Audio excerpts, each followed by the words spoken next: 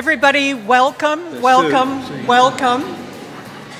to the Science in Australia Gender Equity Forum that's being held today for the first time in Sydney. It's fabulous to see a full house. It's just unfortunate that about 80% of you guys are female and only 20% of you are male. But hopefully this too will change in the near future. My name, if you don't know me, is Lee Dayton. I'm a science writer and broadcaster. I'm also a full-time doctoral student over at Macquarie University looking at science innovation, so I'm particularly happy to be here today. And as you can guess, I'm the MC for the day, which means that it will be my job to keep things on schedule. And looking at the program, I think you'll realize it's going to be excruciatingly difficult to do that, given the number of incredibly interesting, informed, and no doubt talkative people that we've got today. So in order to help with this process, I've brought Julian, the squeaky lemur. So speakers will get, like about 3 minutes before the end, Julian will move, and then when it's time for the speaker to finally wrap up, they'll get to this. And just a couple of business notes, little details before we get rolling today. I've been asked to advise you that there are loos off to the left, my left here. You go out into the concourse and turn right. There are also loos there. And in terms of breaks, we've got two, one at 10:15 to 10:45, another in the afternoon, and lunch is 12:30 to 1:30. And for, oh goodness, things are falling apart here. Got it. And in terms of where the breaks and the coffee breaks and so forth are being held, you just go out to the concourse, turn right, and then if you go up the stairs, there's an area for coffee and breaks. If you don't feel like climbing stairs, you can go to an area that's down below. It's past the commercial area, so it should be very, very clear. Also, I've been asked to mention that there is a survey on the website, and this will help the SAGE organizers ensure that this forum, get a sense of what you people thought about this forum, and then they'll be able to modify, if necessary, or enhance those areas that you thought were the most useful and instructive. So given that, given as well that we are having such a very busy schedule today, I'd like to introduce our first speaker, who you probably all know, Professor Andrew Holmes. He's the head of the Australian Academy of Science, and he's also an organic and polymer chemist who has a career developing applications of his science for material science and biology, which is a very innovative thing to do and fascinating work. He's been instrumental in bringing the Athena Swan program to Australia through the establishment of the SAGE program. And throughout the session today, we'll understand what Athena Swan was, what SWAN stands for. We all know Athena, but we'll get the full gist on that and get the update on where we are with the program here, the pilot program here in Australia. So please welcome Andrew Holmes.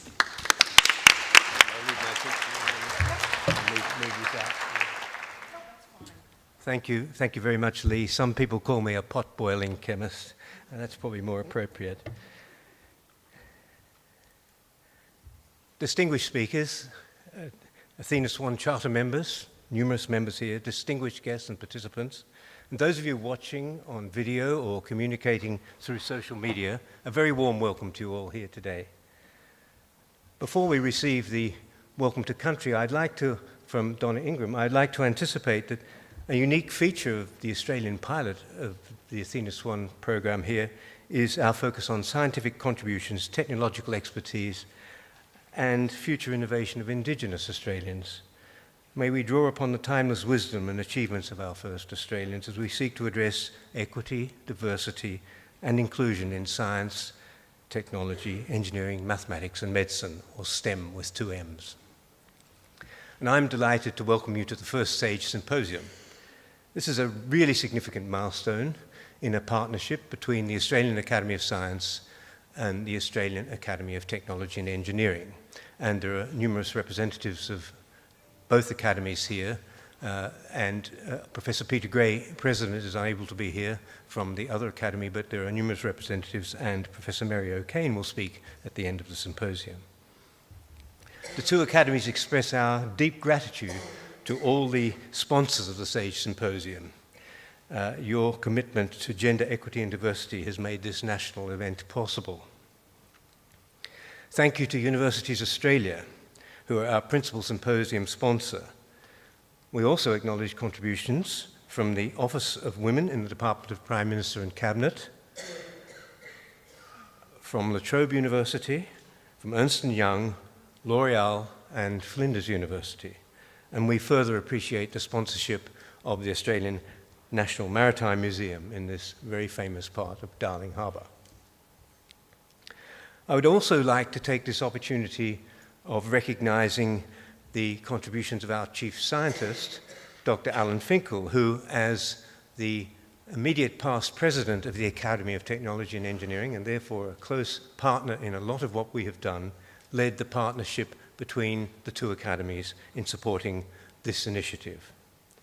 And we thank the Australian government for the support of SAGE through the National Innovation and Science Agenda.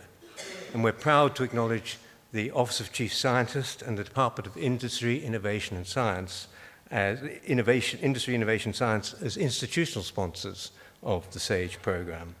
And their generosity has set up SAGE for a successful start that will allow the pilot of Athena Swan to expand in coming years. The Academies also thank the individual donors who've supported SAGE since its inception, Professor Brian Schmidt, and Professors Nalini Joshi, Tundra Monroe, Nanda Dasgupta, and Kate Smith-Miles, who through their respective ARC Georgina Sweet Australian Laureate Fellowships have contributed. And we also thank Professor Terry Speed and Sally Speed. Without their contributions, we would not be here today. They started it, and I was just the bearer of good news. Today I'd like also to offer a special welcome to Dr. Wafa El-Adami. Wafa is the Executive Director of SAGE with a research background in molecular biology and biotechnology, and has held a number of senior management positions in the Australian government. And her appointment meets the expansion of the SAGE pilot. What began in 2014 as a program to conduct a pilot with 6 Australian university institutions expanded so rapidly that within 6 months, by the middle of 2015, 32 institutions had signed up to the pilot. And today, we will welcome a further 8 institutions who will join the program to shape the future of Athena Swan in Australia. Dr. El-Adami's extensive experience and expertise in policy and regulatory reform in the health sector will expand and enhance the delivery of the SAGE pilot to 40 members of the Athena Swan Charter in Australia. This first SAGE Symposium has been made possible by the deep commitment of all of you, the 40 members of the SAGE pilot and signatories to the Athena Swan Charter, and through the strong interest across the higher education and research sectors, and importantly, the leadership, drive and guidance of the steering committee who led the strategic vision of SAGE from 2014 to early 2016. With the expansion of the Charter this year, we've established a new SAGE management board that's led by the chief executives of the 2 academies. And this will ensure sustainable growth of the SAGE pilot to meet the future requirements of our Charter. We're honoured to have with us today eminent speakers, champions and leaders of change and gender equity to address this first SAGE Symposium. Their expertise and insights into driving system-wide change and transforming practice are of great value to informing the SAGE pilot. And as we'll hear today, I can see the squeaky animals about to climb up onto my table, and I'm getting close to the end. We will hear the sustained efforts across and within organizations to maintain and commit enthusiasm and paramount to supporting the SAGE pilot to serve the Australian context and to help gender equity in STEM. And this journey to building better practices through the SAGE pilot has begun. Success of the pilot in translation into a sustainable model of best practice for Australia requires our collective and concerted efforts. Participation of some 320 delegates at today's symposium is a clear sign of your commitment to the SAGE pilot and to being at the forefront of improving gender equity for STEM. Again, I welcome you all to the SAGE Symposium and wish you a wonderful day, a start of a great journey. Thank you very much.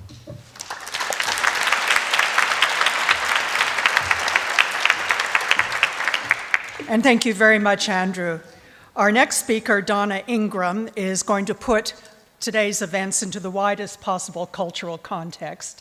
She's going to be doing the Welcome to Country, and I can't think of anyone more appropriate because Donna is a Wiradjuri woman and a cultural representative of the Metropolitan Local Aboriginal Land Council in Redfern. Please welcome Donna Ingram.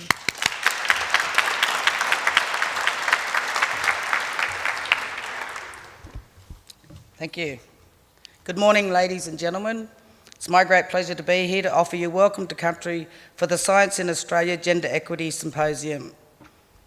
It gives me pride to represent my community in this important cultural protocol. It shows respect for and recognition to the unique position of Aboriginal and Torres Strait Islander people in Australian culture and history. We are gathered on the traditional land of the Gadigal, who are one of 29 clans of the Eora Nation, which is bordered by the Hawkesbury, the Georges and the Nepean rivers. I'm an Aboriginal woman who proudly identifies with the Wiradjuri Nation through my family connections from a town called Cowra in central west New South Wales. I was born on Gadigal land and I've had the privilege to live, work and raise my 4 children on this land for most of my life. My family has recently grown to include my new granddaughter Aaliyah, who is 28 weeks and 4 days old today. I acknowledge the Gadigal, their spirits and ancestors who will always remain with the land Mother Earth, and thank them for their ongoing custodianship and for allowing us to gather here today for this important and exciting symposium. I'm also very proud to be part of the oldest living culture in the world, the Aboriginal culture of Australia, with our unique and distinct heritage, cultures and identities. I pay my respects to elders both past and present. We must never forget the sacrifices made by our leaders to create a better future for Aboriginal people. I do this as a reminder and as a tribute to elders and those who have gone before us to fight for land rights, justice and equity for our communities. I extend my respects to Aboriginal and Torres Strait Islander people from all clans and nations who are present this morning. I also recognise our non-Aboriginal sisters and brothers who walk beside us to improve gender equity in the STEM subjects. I now offer you a warm and sincere welcome to the land of the Gadigal of the Eora Nation. Wish you a safe stay on the land and safe travel from the land. On behalf of my community and the Gadigal, I wish you an informative and enjoyable symposium where you will hear from a range of interesting and exciting speakers who will highlight challenges, opportunities and solutions to enhance gender equity and diversity in science, technology, engineering, mathematics and medicine. In closing, we remember that this is, was and always will be Aboriginal land. Thank you and have a fantastic day.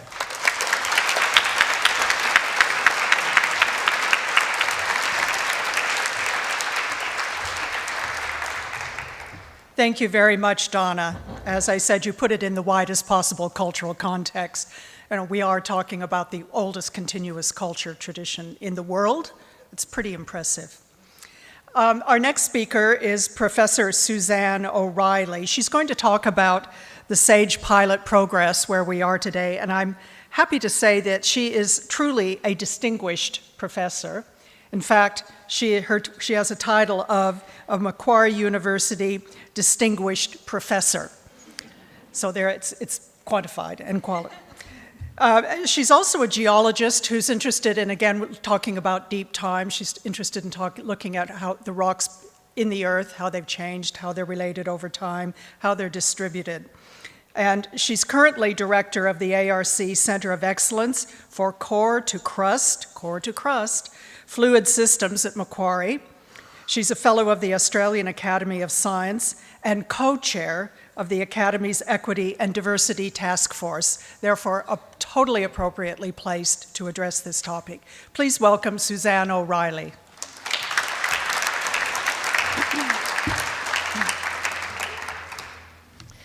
Distinguished speakers, delegates and guests. We're now at a time of witnessing a real step change in equity implementation. As evidence, I want to start today by highlighting the important recognition of some of Australia's leading female scientists. 6 of Australia's eminent women were among 21 leading scientists elected to the Australian Academy of Science this year. We celebrate and take real pride in this achievement. It's particularly significant on a range of levels, and they range from the personal to the professional and to the society benefit. As members of the STEM community, and we've heard that that stands for science, technology, engineering, maths and medicine, we are all naturally driven by a real passion for discovering a new knowledge. But we're also very conscious of the huge responsibility that our positions bring. We have a responsibility for delivering benefit to our society and for making our place a better world for the future generations. Professionally, the recognition of these outstanding women scientists shows that we've come a long way since the very early days when hardly any women were ever elected to the fellowship at the Academy. And it does help to assuage the aberration of 2013, when, as most of you know, no women were elected in that cohort to the Academy of Science. This was a very unwanted wake-up call, but it did catalyse significant internal changes of processes to prevent a recurrence. And you'll hear more about that today when Peter Koopman talks about the new Equity and Diversity Committee in the Academy. It also catalysed the drive to seek change across the broader scientific community, and thus began a national conversation across the sector with the establishment of SAGE and the pilot of Athena Swan in Australia that we are focusing on and celebrating here today. Importantly, we are at a conscious turning point in enabling equity in honouring of the achievements of leading female scientists. As part of this, we need more role models to inspire and to ignite the aspirations of young scientists, and to provide the examples that can unconsciously change perceptions. Our society and community will ultimately be enriched by the participation of the whole cohort and not just half of the scientists, and of the scientific discoveries that flow from that. This brings me to another milestone on the path to realising gender equity in Australia, and I'm delighted to update you on the highlights of the progress of the SAGE pilot of Athena Swan. We're well into 1 year of the SAGE pilot, and the exciting news today is that now 75% of the higher education sector is involved in this pilot. And it's my great pleasure to welcome 8 new institutes that will join the pilot. The Burnett Institute, Federation University Australia, Macquarie University, University of the Sunshine Coast, James Cook University, Defence Science and Technology, Bond University, and the Australian Astronomical Observatory. In joining the pilot, each institution has declared their commitment to the 10 principles of Athena Swan, as have all charter members. The Vice-Chancellors and Directors of each of the institutions have also undertaken to support and resource their respective institutes to lead cultural and system changes to drive gender equity. The participation of this new group brings the total to 40 institutions in the SAGE pilot. 30 universities, 6 medical research institutes, and 4 publicly funded research agencies. Whilst our new participants are just beginning their journey, our existing charter members have been hard at work and have continued to show their deep commitment to SAGE pilot. As signatories to the Charter, we stand together as one community bound by our deep commitment and aspirations to lead and to champion ongoing transformative change across STEM. But we're not alone in this endeavour. We are honoured that the SAGE pilot of Athena Swan has attracted the support of the distinguished pioneer and champion Elizabeth Broderick. Elizabeth's achievements and advocacy in gender equity are extensive. They're of international repute and they're globally respected. She has the distinction of being Australia's longest-serving Sex Discrimination Commissioner and being responsible for Male Champions of Change, and that is only one of her significant achievements. It's a great pleasure, Elizabeth, to welcome you as Chair of the SAGE Expert Advisory Group, and we all look forward to your leadership of that advisory group and to working with you in support of transformation. We are looking forward to exploring collaboration between SAGE and Male Champions of Change and to build on its success. I'm aware that there are preliminary discussions in the pipeline, and your leadership really is the key to assisting the successful implementation of this relationship, as well as to informing and guiding best practice in SAGE. Just as leadership, champions of change and institutional commitments are all critical to the success of SAGE Pilot. And we need adequately resourcing of the SAGE Pilot, and that is absolutely critical.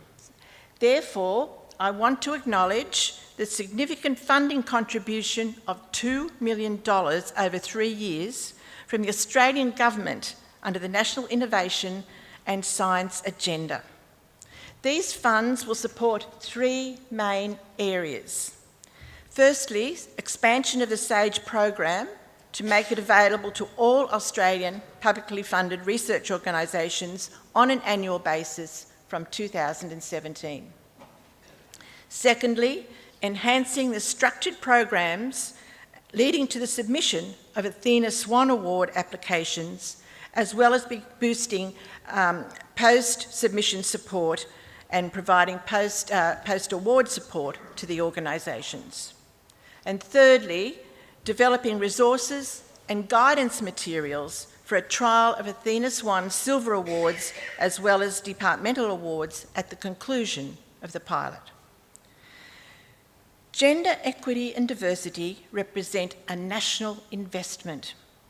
Diversity and equity are not just philosophic ideals. There's a huge evidence base that it is a wise strategy with significant economic and societal benefits at all levels. Within our STEM community, there's still underrepresentation of women at senior levels, and in some areas, throughout all levels. The microbiologist and writer Natalia Holt has written a very insightful book called Rise of the Rocket Girls, the women who propelled us from missiles to the moon to Mars. Through this book, she gives the message that we must keep telling stories of gender inequity to keep change happening. So let me tell you a few of my stories. I went to high school in the 60s in a country town. Went to Sydney University, and then I started my academic career in the mid-70s.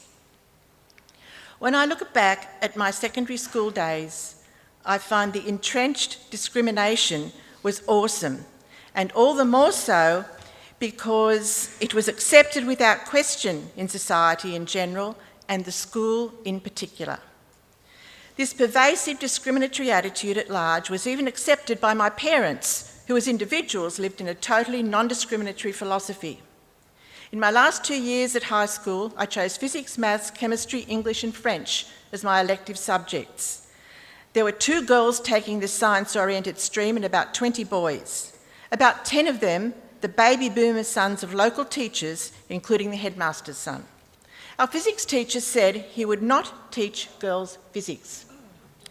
If we were so misguided we wanted to do physics, we could teach ourselves. And he would not have us in the classroom holding up the boys. I had a fairly well-developed sense of justice, even at that time, despite or possibly because of the current attitudes to women. I'd seen my mother, a teacher at a primary school, doing the same job as my father for significantly less money. All women working in our local shops had to cease work when they were married. So I was really indignant about our treatment in the physics class, and I had the temerity to complain to the headmaster. He looked at me with great bewilderment and condescension and carefully explained it wasn't important that the two girls were excluded from the physics class. We would just get married and be looked after by our husbands. There's a very ironic sequel. The two of us sat on the veranda of a demountable for 2 years while the physics classes went on inside, taught ourselves from set textbooks and other sources we could find, and both got excellent marks, higher than the boys, in the leaving certificate.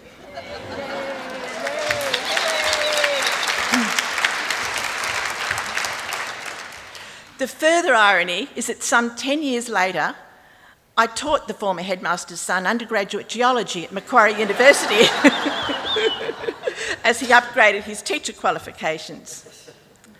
From the 70s to the mid-80s, I was the only woman with a full-time academic staff position in geology in any Australian university.